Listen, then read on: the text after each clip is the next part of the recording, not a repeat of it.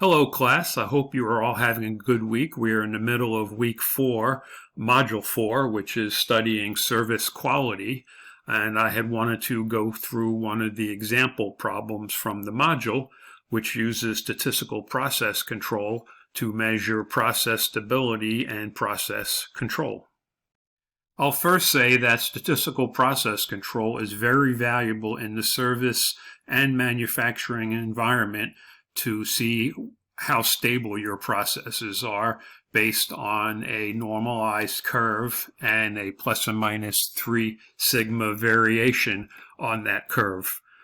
We use this quite extensively in the manufacturing area that I work in order to determine if we are within our upper control limit and lower control limit, and take it to the next level to see if we are drifting towards one limit or the other in order to implement corrective action before we start making defective parts, rather than waiting till after we're exceeding the tolerances and then resulting in parts that are being scrapped.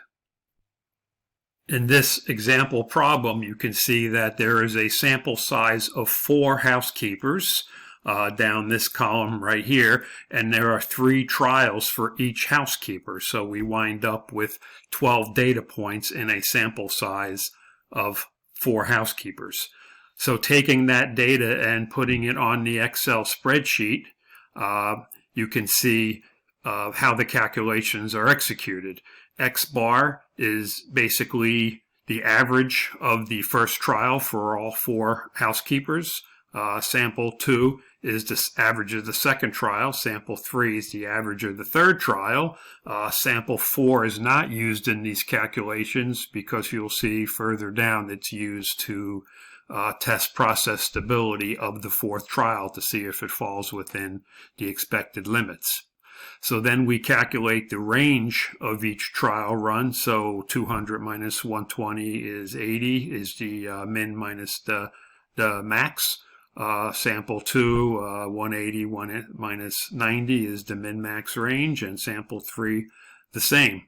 So X bar bar is basically the average of the averages. So where X bar was the average of each trial of the 4 housekeeper samples, X bar bar is the average of the averages. They calculated as the average of the X bar row right here, but basically if you took all the samples right there, 12 samples, and did the average of it, you would get the same answer because it's basically the average data point.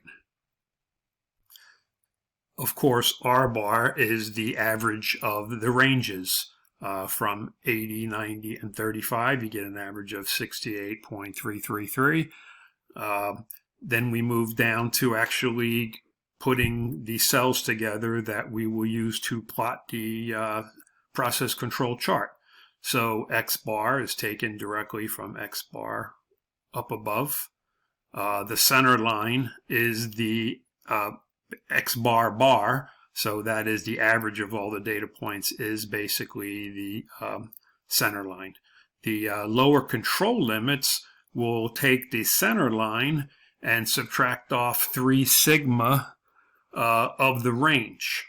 And you'll see that, you can see the formula right here, and the 0.729 came from table 6.7 in the textbook, which basically has pre-calculated a constant for us that represents 3 sigma below the mean, and the constants that's used on the range in order to determine that. So we do that for the lower control limit. X bar bar is basically 68.33, so therefore the lower control limit doesn't change from run to run, which it should not.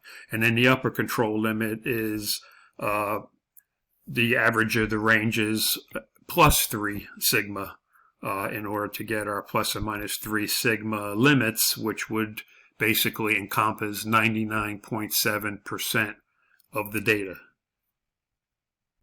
Let's expand out the Excel spreadsheet so that we can see more of the data that's being plotted. We can refer back to the Word document when we look to include sample 4 to see if it represents an in control or out of control data point in the process evaluation. So let's scroll down to the instructions for drawing the X-bar chart. And the first thing it says is to highlight A10 through D13 to make sure we include the labels and the data. The next thing it says is to select Insert, and then Menu shows up, and we look for Line with Markers. That's not real obvious on here how to get to that, but the line charts are right here, and if you look at the 2D lines and you scroll across, you'll see one that says Line with Markers. So the chart automatically draws at that point. So we right-click in the chart area and we select Data, and we switch rows and columns, and we select OK, and we get the X-bar chart. You can see that the red line is our nominal value, and then you can see the upper control limit, which is +3 sigma, and the lower control limit, which is -3 sigma. When you use these charts to present data, you can also change the chart title and call it X-bar chart, for instance. And you can play with the axes. The legend down below can be put up on the right-hand margin as it's done up here, and you can show this as a grid however you think it's best to present this data to an audience. So I will move this out of the way, and we will do the same thing with the R chart. Select the data, go to Insert, into the line charts, select Line with Markers, right-click in the chart area, select Data, switch the rows and columns, click OK, and you get the R chart, which matches what they have on the Excel spreadsheet. And again, the center line is the red line, and the upper and lower control limits are plotted along with the range data. One thing you will notice is that the lower control limit of the range chart is 0, because you would never have a negative range.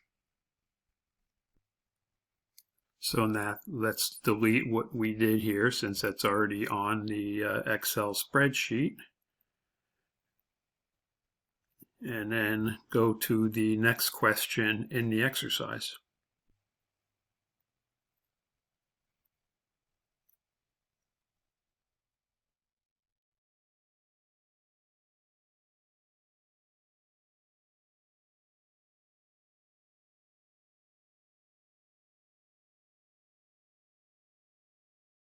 Question says, this is question B, after the control chart was established, a sample of 4 observations, that's the fourth column of trial runs from the same 4 samples of housekeepers, and had the following times: 185, 150, 192, and 178 seconds.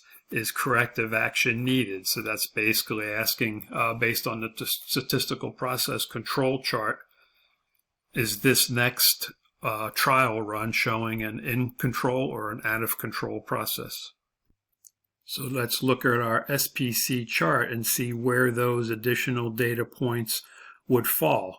So the average of this trial run is 176.25, and since this is an X-bar chart, which is the average, we would plot the 176.25 as sample 4, trial run 4, and it would be between the 100 and the 200 lower control limit and upper control limits.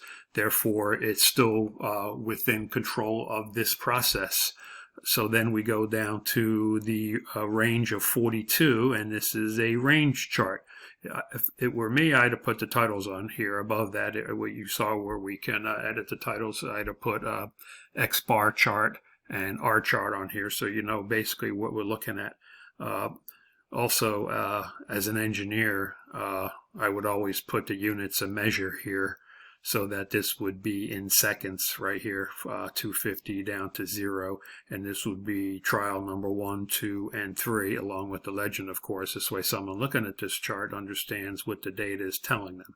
But back to the exercise, 42 is the range, so on the range chart that falls between 0 and 160.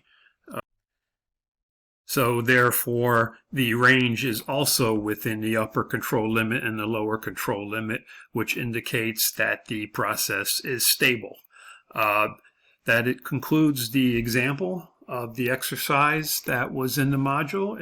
If you have any questions, please don't hesitate to contact me, and I would be glad to go through it again or answer any specific questions about this exercise.